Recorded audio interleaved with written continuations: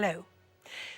One of the things the practitioners are always asking me is about observation and assessment, and how and when they should make those observations of children.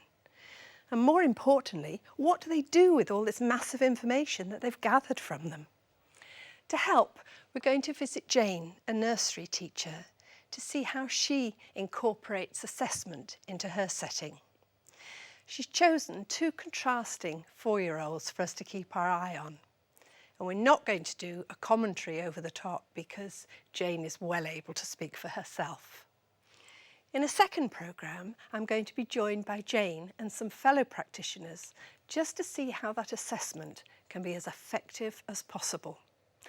Anyway, in Handsworth, the nursery day is about to begin. Let's go.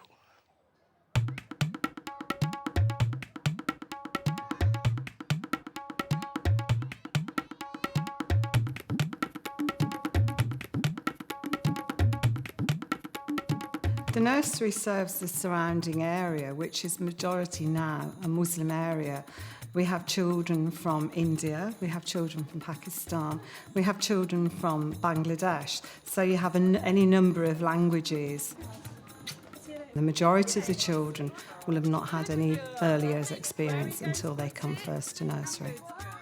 Marnie is a very, very confident little girl. She can be quite dominant in the sense that she likes to lead the play rather than to actually play with the other children. She wants to be in charge. We've been learning all about gardens. What kind of things are we doing, children? Fatima is a very quietly confident little girl in the sense that she will happily occupy herself with an activity and perhaps stay there for quite some time. And then we gently have to say to her, would you like to go and find somewhere else? Mary, Mary, quite contrary, how does your garden grow? Mary, Mary has grown into quite an important theme, and we started off by actually taking the children for a walk around the environment to look at gardens within the area, to look at their own gardens. And then we've tried to recreate a garden within the nursery itself. Big Ted said to Molly, here you are, there are some seeds. Molly, you will plant them and they will grow into beautiful flowers. Do you think so? Where should she put the sunflowers? Wow, do you know what she did? She opened up the packet and she took the seeds out. She put some of them on a table. Big Ted said, no, Molly.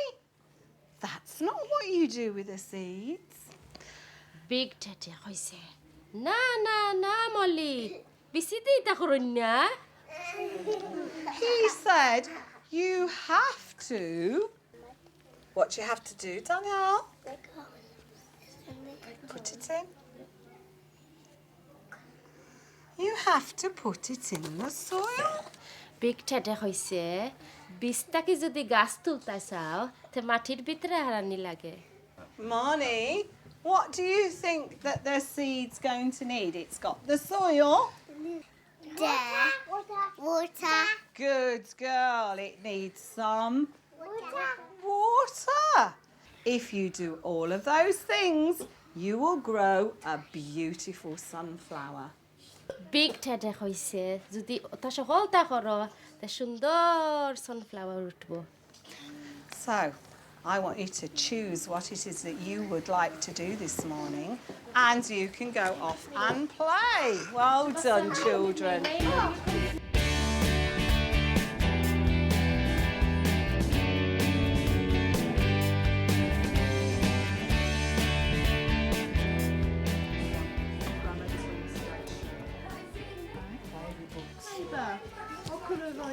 And another pen. Yellow. What about orange? Brown. There we go. And one for Hassan. There you go, Mia. Got lots of pretty colours, okay? There we go.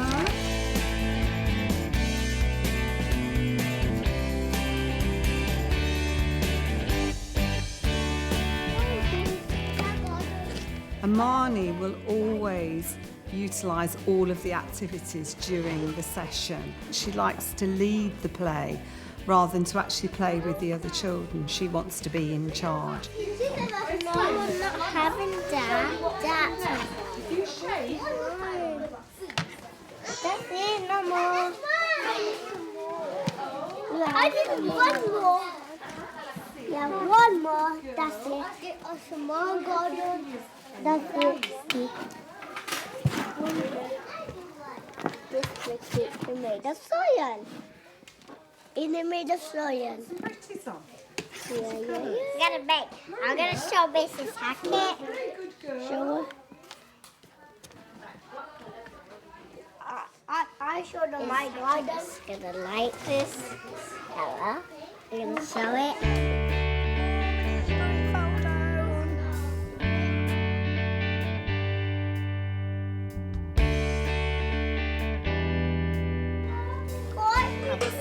It's lovely. How does it feel? Good. What does it feel like? Elsa. It feels really soft, doesn't it? Now look, there's lots of glittery things and sticks. What? Is it for our garden? There's A frog. That's a good idea. Whoops, careful. stick. If you say, excuse me, please may I have a stick, somebody might pass them to you. There we go. Lots of goodies for you to use. Finish. That is beautiful, Arood. Look, she's made a frog. It's got a punk haircut. You could sing a song about him. Do you know a song about him? Yeah. What do you know? There's a bird at the bottom of the garden. That's the worm at the bottom of the garden. There you are. Look, there's some red ones there.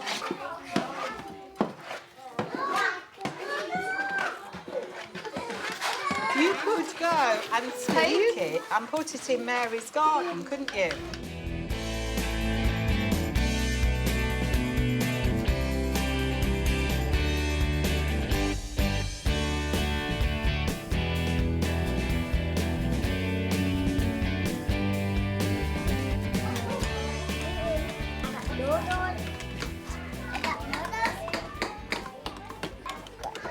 Got it. Sugar. She gets it. What? What's she doing? Oh, okay, that's nice. Now Are you going to tea. make a cup of tea for me in the morning? Yes. Oh, and what are you putting in the tea? There's tea. What have you put in it? I put sugar. What else? Honey. Honey? Yeah. And tea. And the tea.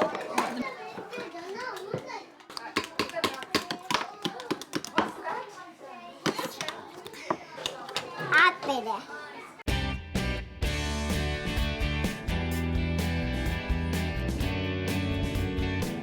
We embrace every festival, so the children are given a flavour of all the cultures, not to mention languages they're likely to meet in adult life.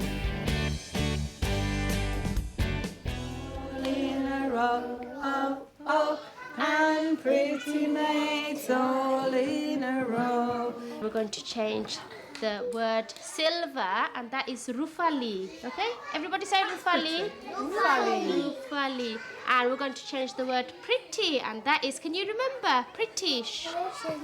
Sundar. Excellent. 1, 2, 3. Mary, Mary, quite contrary, how does your bugger grow? With ruffly bells and cockle shells and Shundar maids all in a row, oh, oh, and Shundar maids all in a row. Well done! We either need to have all the children outside or none of them because of the health and safety. A week later, Fatima was one of my focus children. The whole session was outdoors after a story stimulus. Now this is going to be in our story. Let Molly hold the packet there. It's autumn time and the trees are blowing. Right, children, I want you to stand up very carefully. We're going to lead outside very slowly, no pushing.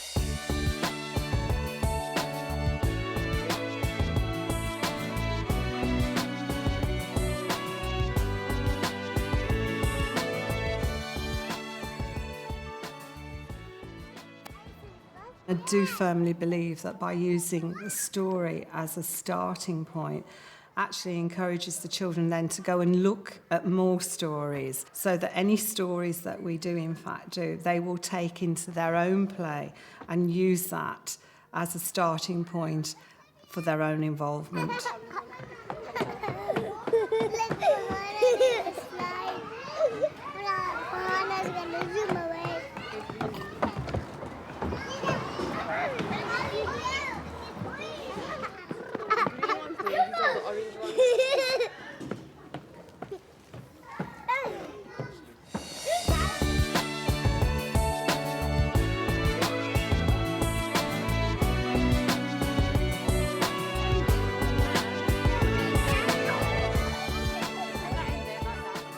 Fatima can involve herself solely in one activity and perhaps not want to move as much as the others would, because she actually likes the adult company, so she tends to find an activity with an adult running it and she will stay there for quite some time.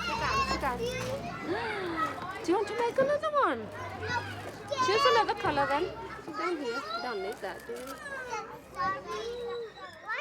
I think if you were watching what she was doing with the flower, you noticed that she was actually selecting the right colours, and she was very precise about where she wanted each of the straws to go as part of her model. As early years practitioners, we've all been making those informal observations, those mental notes about what the children can or cannot do, or what we need to do, or how much further we need to take them in their learning.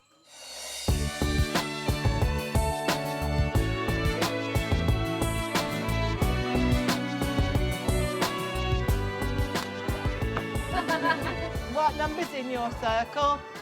Good girl, give her a clap. Who can find me a pink one? Tasneem, a pink circle like your pink top. Jump in it. What number have you found? What is it? 7. Good girl, well done. Who can find a red circle? Yusuf. What number's there? 5. Well done, give him a big clap. Now. I think anybody who's got a love of working with young children will know that their learning comes through play, but it has to be well organised, challenging play that will involve the children and allow them to take it on and to make it into a more meaningful experience.